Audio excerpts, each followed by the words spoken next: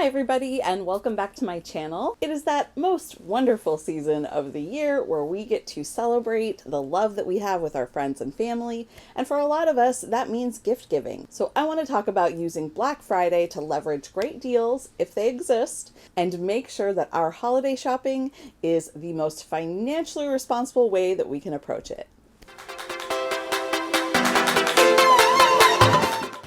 Hi, I'm Melissa Ford. Welcome to Damsel of Success, where we talk about all things money.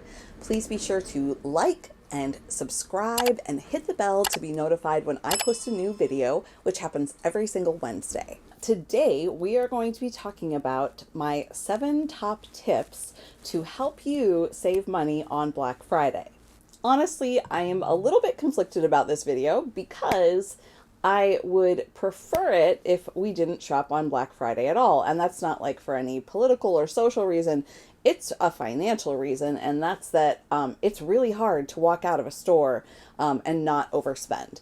But the fact is that a lot of us do shop on Black Friday, and if we are going to be doing Christmas shopping, you're going to find better deals on Black Friday. So if we're going to do it, let's do it smart. So my first tip for saving money on Black Friday is to make a plan. And when I say a plan, I mean a detailed plan. I want to see your list of items that you're going to buy. I want to see the budget that you're trying to stick to. On top of that list of things you're going to buy, I would love to see your motivation for saving money this holiday season, why you don't want to spend, so that every single time you look at that list, you're reminded of your financial goals and tempted less to overspend. And I want to know, put it in the comments below, what your financial goals are that are going to motivate you to stick to that budget and stick to that list this year when you're shopping at the holidays. Another thing that I'd like to make sure that you do in this plan is make that list of things that you're going to buy before you look at the ads, because frankly, there's just too much temptation out there, and it's a lot easier to say, hey, I know I want to get a Lego set for my niece. Let's put that on the list and then see where the best deal for a Lego set is, rather than going into the toy section on Black Friday and choosing amongst all the choices and all the deals. Or even worse, looking at the ad for Black Friday and saying, oh, maybe I'm going to get my niece this playset and this science kit and this doll and this, bouncy ball or whatever it is. That's how we overspend, is that the deals look so good to us that it's hard to not buy them, and then we end up overspending. It's really easy to do. Another part of the plan that I want you to make is, if you're going to be in store, I want to make sure that you are saving a map to your mobile device or printing it out so that you have something to reference. Most big stores that do Black Friday deals publish in advance a map of where each deal is going to be located in the store. And this will make you much less tempted to wander around trying to find that deal and picking up deals that you don't need along the way. And the last part of this plan that you're going to make for yourself is to use a site called Camel. And that site will track prices of an item over a specific period of time. So you can look back and say, hey, when has this actually been the lowest price over the last year? And is this really a good deal? Because the truth of the matter is, not all Black Friday deals are actually deals. One common technique that retailers use is to list the deal price as being based off of the MSRP. Now, throughout the year, that MSRP is probably not the price that the item is getting sold for in the first place.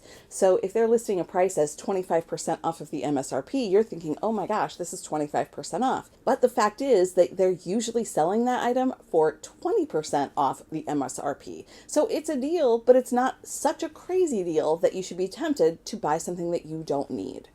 Tip number 2 is that doorbusters are probably something you should avoid. Now, we all know that retailers use doorbusters to get us in the door. They have a limited amount of them, and so chances are pretty good that you're not going to get in on that deal anyway.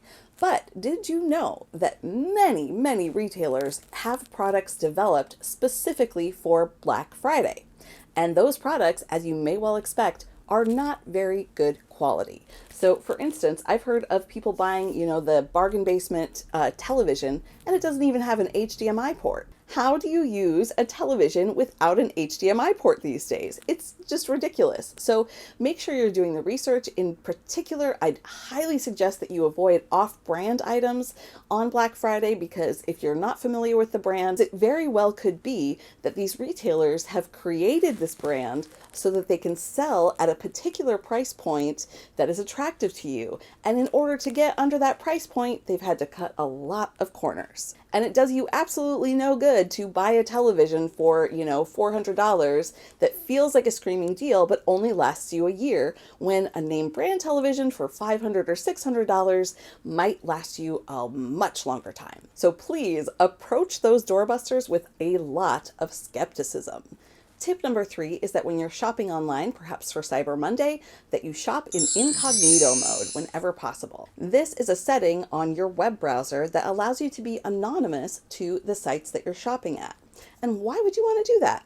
Well, it turns out that the websites that you shop at often, or even a few times, they track your buying history, and they absolutely know whether you're a person who shops for deals or whether you're the kind of person that just buys the first thing that's right in front of you.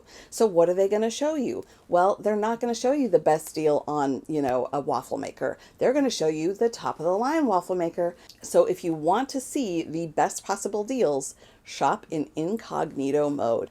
Tip number 4 is to watch out for return policies.